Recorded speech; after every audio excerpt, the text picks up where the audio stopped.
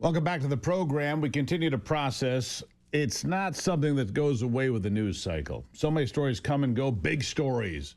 They come and go. The assassination of Charlie Kirk doesn't go away. I don't feel better about it. I don't feel less about it. I think about it every day, numerous times. My next guest, author of Pagan Threat, Lucas Miles, Confronting America's Godless, Uprising. Miles is the senior director of Charlie Kirk's Turning Point USA Faith. Lucas, thank you for being here. And we just talked about before you came on, this was created back in 2022-ish. You took it over a year ago. You were just starting to come into this. You and I have talked a number of different times, but never under a circumstance like this, and hopefully never again under a circumstance like this. Where were you when you learned the news? Yeah, so my wife and I were actually on vacation out of the country. We were down in Aruba, and my assistant made a big deal before I left. He said, "I'm not going to bug you at all." He's like, "The only reason I'll call is if something major happens." And probably 3 days in, I'm sitting by the pool, and I see my phone light up, and it's my assistant. And my heart just sank as soon as I saw it. I didn't know what it was going to be, but it just felt bad. And I picked it up, and I answered it, and he said, "Charlie's been shot. It's serious. We don't know any more than that right now." And I immediately, made plans to get back home, took the first flight out that we could. Now I'm here in Phoenix with the staff. And, as we start to navigate through this. Yeah. Navigate is about the only word that comes to mind. Look, you said you've had hundreds of applications for TPUSA Faith. What is TPUSA Faith? We're going to get to your book here in a moment. And Charlie Kirk wrote the foreword to your book. So here you are on this book launch, you're on vacation, all these things happen, this terrible thing has happened. But tell me about that. Yeah, so TPUSA Faith is, it's really Charlie's love letter to the American church in many ways. He had such a heart and a passion for the church here in America, and he wanted to help equip it to stand strong and to learn how to navigate the times that we're in. So he launched this in cooperation with a few others early on. And our mission now is pretty simple. We want to see the church united around primary doctrine. Charlie, from my vantage point, he loved the church and really every expression of the church that was biblically based. And, went to multiple different churches, supported them, gave to multiple different churches.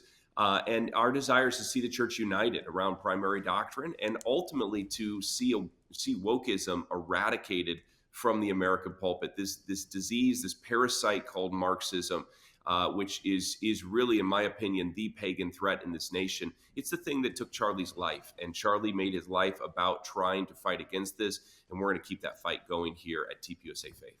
So when you see, and I'm sure you've seen it because we all have, hateful rhetoric online. Charlie was a Nazi. Charlie was a bigot. Charlie was a white supremacist. Charlie was all these terrible, awful things. He got what he deserved. I mean, these people don't know what they're talking about, do they? They don't know what they're talking about. They're taking little snippets or partial comments or taking things out of context.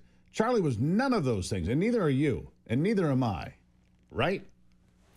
It's everything in me as I, look at the news feed on X or, look at an Instagram feed or something like that, to not become that keyboard warrior that I kind of despise so much. The last couple of days I've jumped in on a couple threads, which I typically don't do because I've been so angered by what people say in this. And, Charlie, you could disagree with some of his ideas. Fine. That's fine.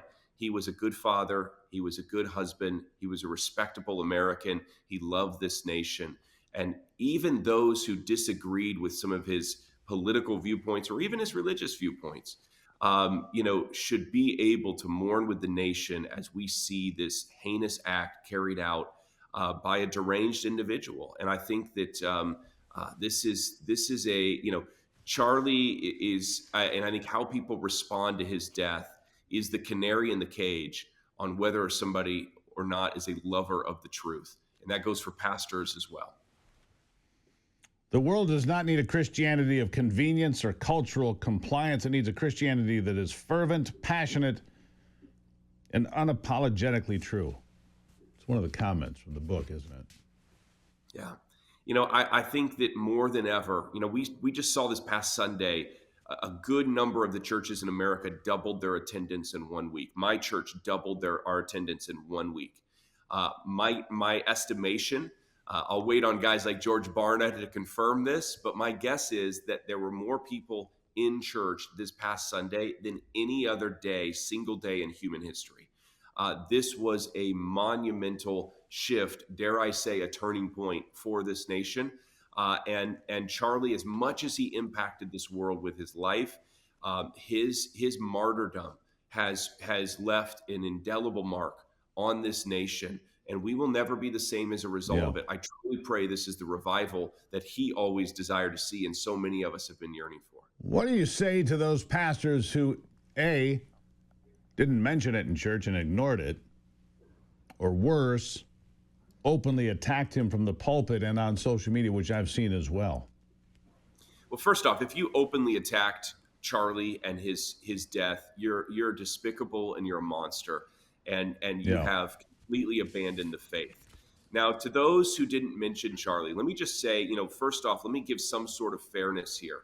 I lost a friend this last week and a boss, and I didn't mention on Sunday the heinous act on that Charlotte train of the Ukrainian girl who was stabbed.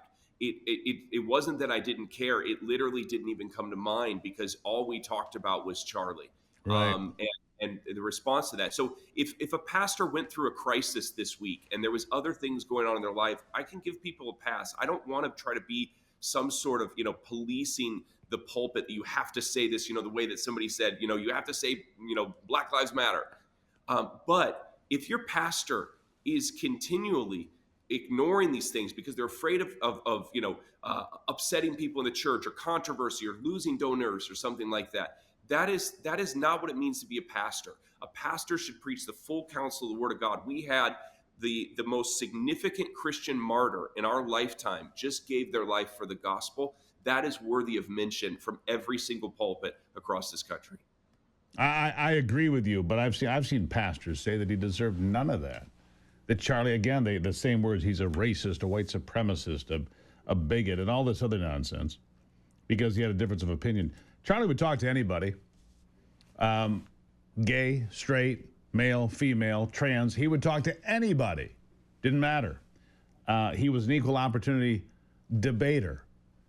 And he was murdered for being an American and being a Christian. That's it. He's an American Christian martyr to me. I don't think there's any other way around it. Real quick, I'll give you the last word, Lucas.